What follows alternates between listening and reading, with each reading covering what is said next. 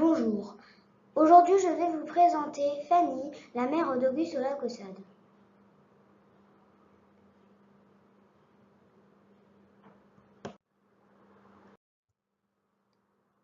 Qui est Fanny, la mère du poète Auguste Lacaussade?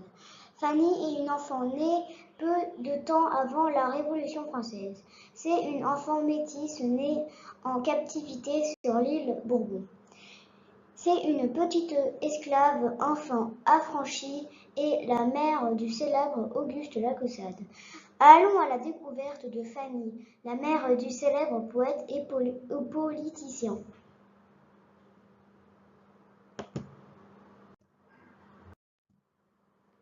Une enfant affranchie. Fanny est une métisse, la fille du chevalier Jean-Baptiste Banque, et une esclave dont le nom on ne connaît pas l'identité.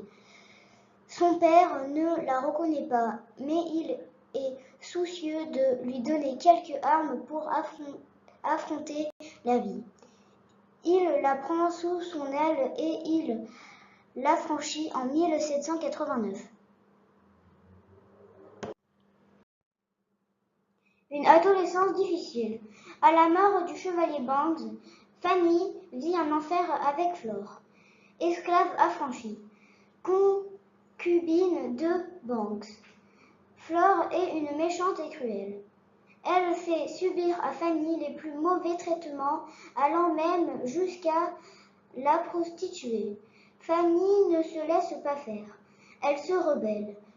Pour échapper à ce cauchemar, elle dépose plainte en 1795 et réclame son émancipation à l'aube de ses 17 ans.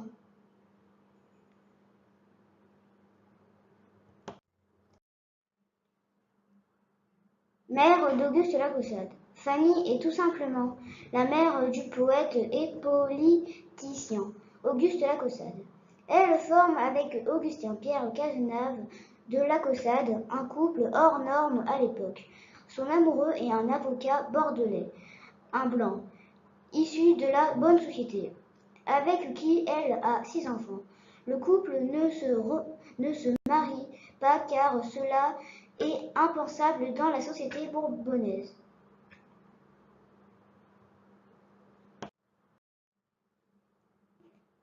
Une femme d'affaires. Dans cette société fortement hiérarchisée, machiste et raciste, Fanny travaille dur et s'impose comme une femme d'affaires en 1810. Sa liberté n'est pas facile à gérer à cause de sa couleur. Personne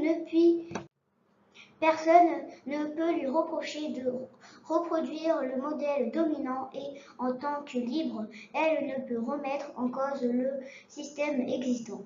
Elle pratique elle-même l'esclavage sur les terres laissées par Banks.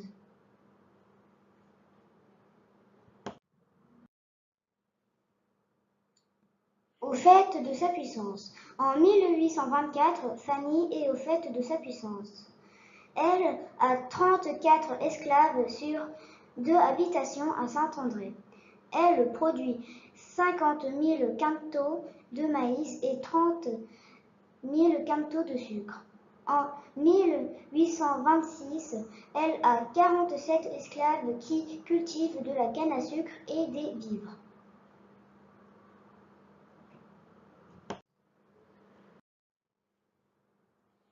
Fanny meurt en 1845. Fanny a traversé toute la première moitié du XIXe siècle.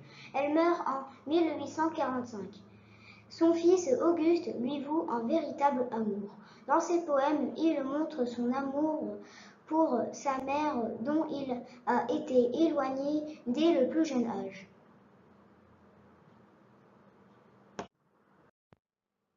Je vous propose une frise chronologique montrant les événements en France, à La Réunion et dans la vie de Fanny.